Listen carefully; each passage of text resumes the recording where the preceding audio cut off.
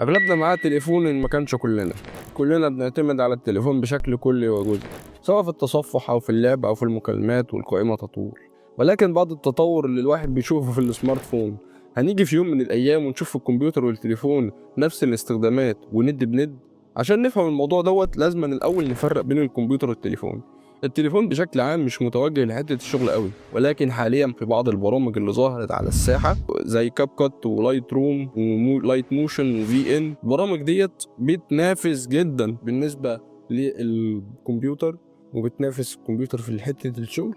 ولكن عايزين نعرف، هل هيبقى في تزاحم في يوم من الأيام بين الكمبيوتر وبين التليفون؟ عشان نرد على السؤال لازم أول حاجة نعمل مقارنة، والمقارنة هنا هتكون مثلا بناء على البرامج المستخدمة. فمثلا عندنا التليفون، البرامج اللي بنشتغل عليها مثلا لتعديل الفيديوهات بنستخدم لايت موشن وفي ان وكاب كات، وبالنسبة للصور بنستخدم بيكسل لاب وبيكس ارت وادوبي لايت روم. هنيجي برضو نروح للكمبيوتر، هنلاقي موجود عندنا على الكمبيوتر برامج ادوبي بحالها زي ادوبي فوتوشوب والستريتور وان ديزاين ولايت روم وافتر افكت وبريمير في صناعة الفيديوهات. ولكن المرة دي مفيش هزار، وعشان نقارن ونفهم اصلا المقارنة دي جت ازاي لازم ننتقل للجانب التقني.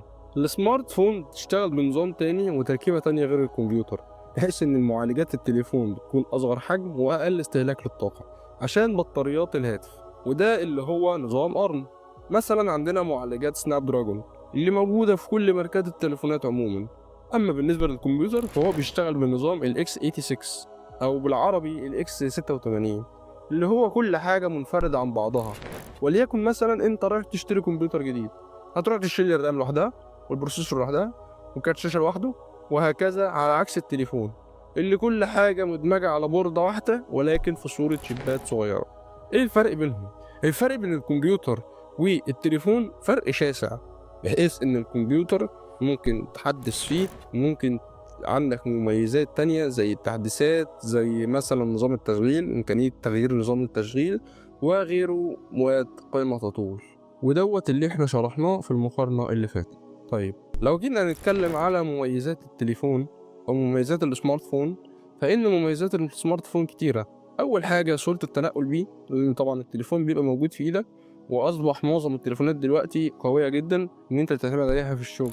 ولكن لو أنت كونتنت كريتور أو إن أنت شخص بتطلع شغل احترافي شوية، فأنت لازم يكون معاك يا إما لابتوب يا إما كمبيوتر. والميزة التانية كمان للتليفون، إن التليفون دلوقتي أصبح يعتمد عليه كصور، وفي تليفونات دلوقتي أحسن من الكاميرات في معالجة الصور زي آيفون مثلا. فالتليفون من حتة الكاميرا ومساحة التخزين نسبيا بقت كويسة، لأن دلوقتي بقينا نشوف تليفونات بتوصل لاتنين تيرا وواحد تيرا، فده في حد ذاته كويس. أما بالنسبة لعيوب التليفون، فعيوب التليفون إن التليفون لو في حاجة فيه اتلفت، وليكن مثلا الرام أو البوردة، فبتبقى تكلفة التغيير أو تكلفة الإصلاح بتبقى عالية شوية، على عكس الكمبيوتر أنت بتشيله وبتبدل. ولعلمك نسبة خسارة التليفون بتبقى أعلى بكتير من نسبة خسارة الكمبيوتر.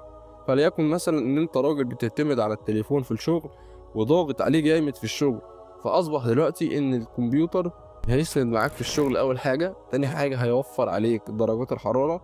وغير كده لو الكمبيوتر عجز معاك في درجات الحرارة، كل اللي عليك انت هتركب مروحة زيادة بس وخلاص، او هتغير المعجون الحراري.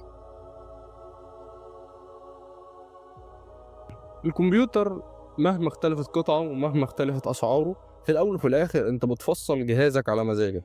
وليكن مثلا انا محتاج، ما معيش فلوس كتير ومحتاج جهاز يشغلني، ببساطة هروح اجيب جهاز جيل تاني او جيل تالت بكارت شاشة عادي جدا اقتصادي، وليكن مثلا جي تي 710 او جي تي 730، وهيشتغل معايا زي الفل، سواء جيمنج او سواء شغل هيبقى معايا زي الفل.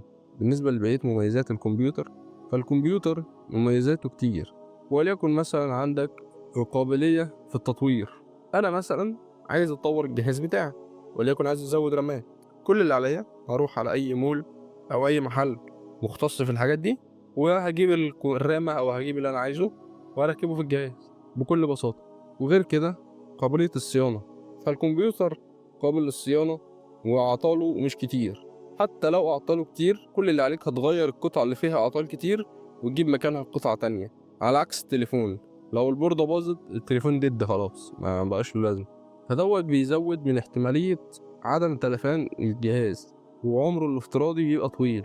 والدليل على كده ان احنا معانا اجهزة بقالها اكتر من 15 سنة ولحد دلوقتي شغالة، زي اجهزة ديل و اتش بي الاستيراد اللي موجودة لحد النهاردة، تبقى اجهزة جيل تاني واجهزة جيل تالت وشغالة زي الفل.